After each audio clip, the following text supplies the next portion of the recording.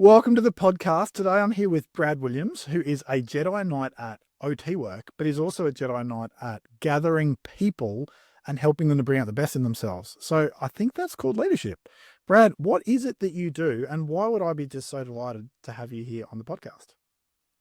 Yeah, so what I'm doing right now with the Becoming Collective is creating spaces and then fostering opportunities to support OTs to feel positive and energized and really clear about their work and how it offers value to the world and to do that in a way that's yes, sustainable and meaningful in the way that kind of OTs wanna live their lives. Yeah, and whether you're an OT, whether you're a support worker, whether you're a director, the goal is to not be burned out next year and to not be burned out in 5 years. And it sort of feels a bit to me like, Brad, people are like, as long as I don't burn out in the next 6 months, I'm fine.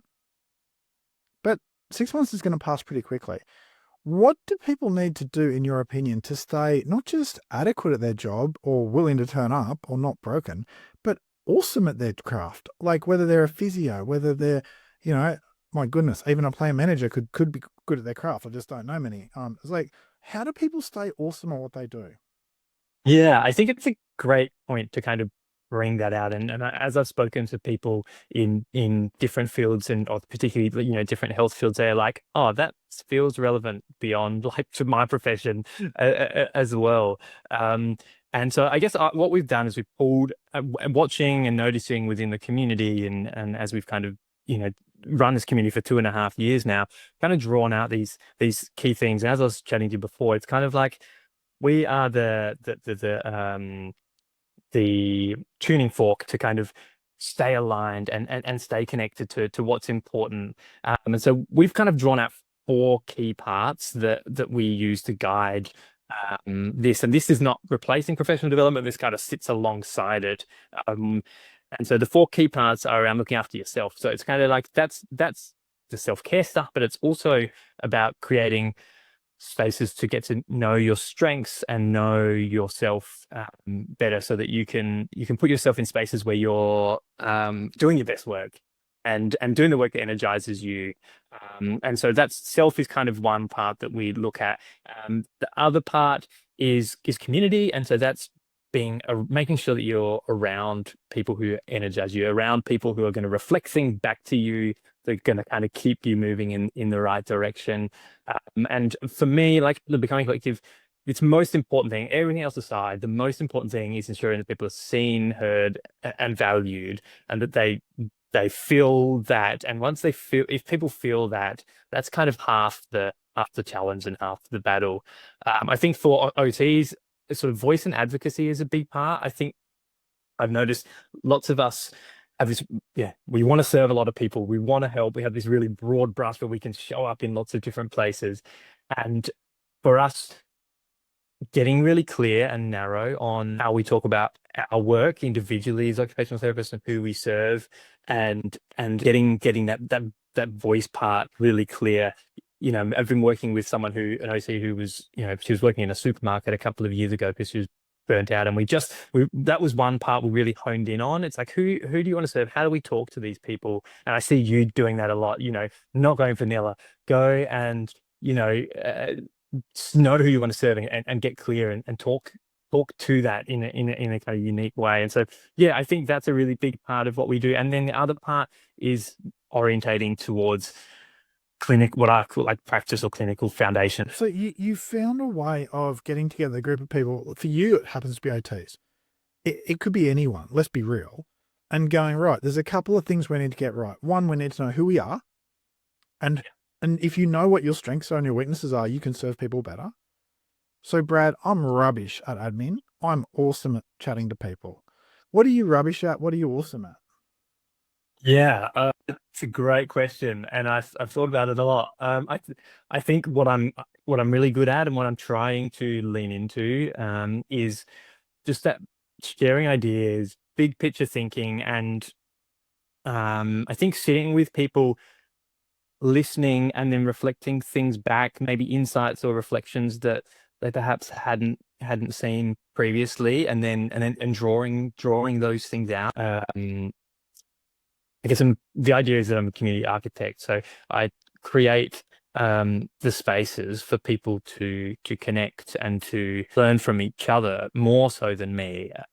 That's kind of the idea, is that I hopefully provide the fodder and the space for reflections and connections to happen. And so it's a really interesting thing to sit with. You've started something big here.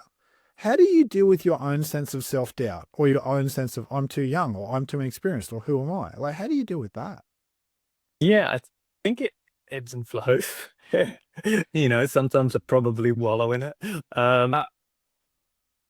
Yeah, I think I do, because there's lots of experienced OTs in there, ones that are definitely, better than me, but I think I try to remind myself that, and I'm trying to lean into what I feel like I'm good at and what I love to do. And that is to, create spaces and to create ideas and to, I guess, keep kind of nudging and fostering better, in lots of different ways. Okay. So then here's another hard question, Brad. You're here helping other people be their best selves and grow together and not burn out. What are the odds that you're going to burn out?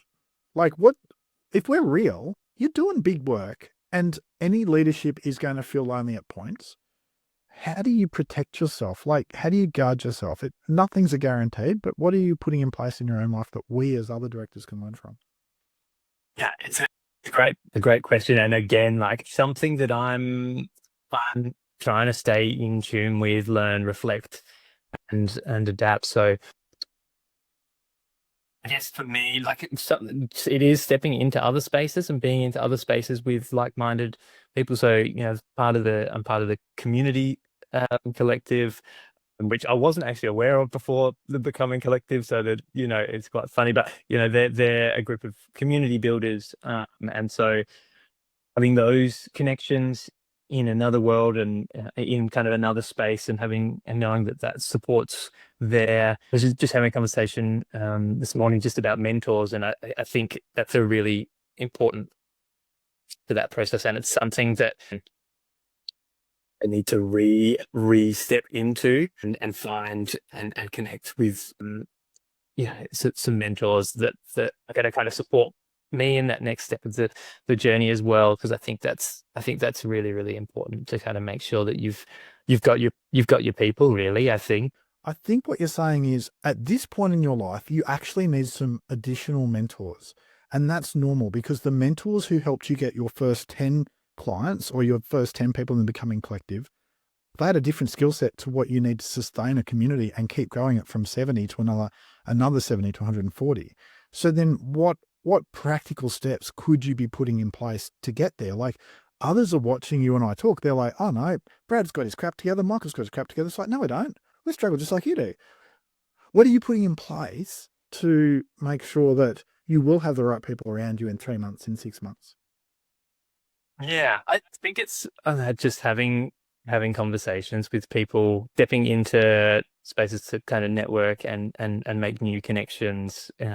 Yeah, and I probably in some spaces, and I think being open about what you're doing, what's next, and maybe what you're needing, and they're probably things that have kind of my next. I feel like my next kind of hurdle is to practice those things, to practice kind of asking for help. I put it on my vision board I made at the start of the year. For ask for help, as a big thing. Ask for help. So that's a practice. That's a practice for me. I mean, it's a humble thing to say, I don't have my crap together, and neither you and I do. We're just giving it our best shot. Okay, and my weaknesses are around, it takes me too many hours a week to do the work that I'm doing. I need a hand with that. Your weaknesses might be you have inefficient systems. You need a hand with that, but it wouldn't matter who we're talking to. They've got weaknesses and they're just trying to get through it. I just think what you're doing is amazing, Brad.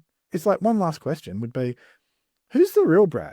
Okay, so you've got the Brad who's public, okay, who smiles on LinkedIn and who runs this pretty damn big thing.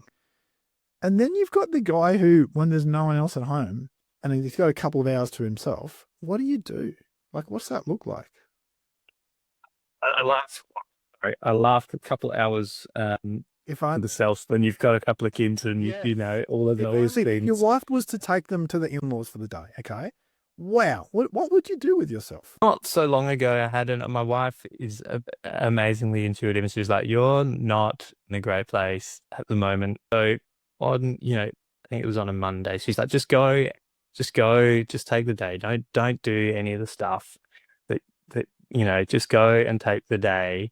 I was like, yeah, she's probably right. And so I did, and I went in a forest. I went up and went for a walk in the forest. I found somewhere by myself. I read for a bit.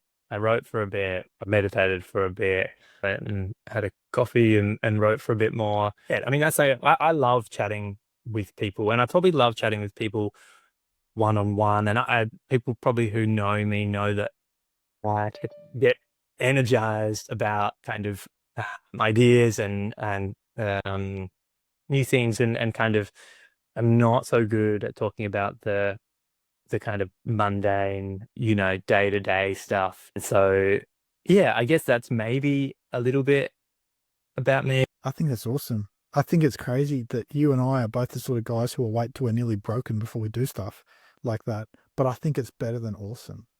Well, Brad, I love what you're doing. I love that you're real about your own limitations. I love that you're real about your own growth, your own need for mentors. I don't see a lot of directors of things who have that level of humility. I see a lot of people self-promoting and trying to look bulletproof when none of us are. You're not, I'm not. I think what you're doing is remarkable. If there's any OTs out there who want to get in touch with you because they want to be part of a community who are being real with each other, how will they find you? Yeah, absolutely. I mean, LinkedIn probably is the best place. Just find me, follow, reach out, DM me. And I guess it is particularly for those OTs who, I don't know, are feeling just misaligned, or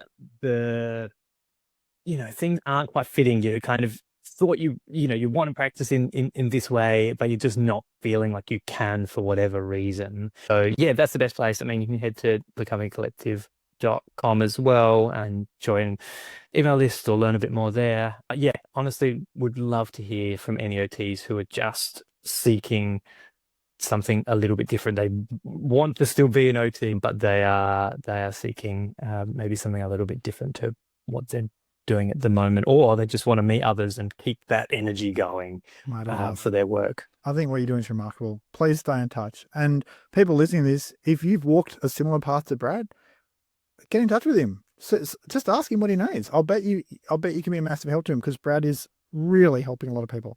Thanks so much for spending time with us today, Brad. It's been a treat. Thanks for having me, Michael. Thank you.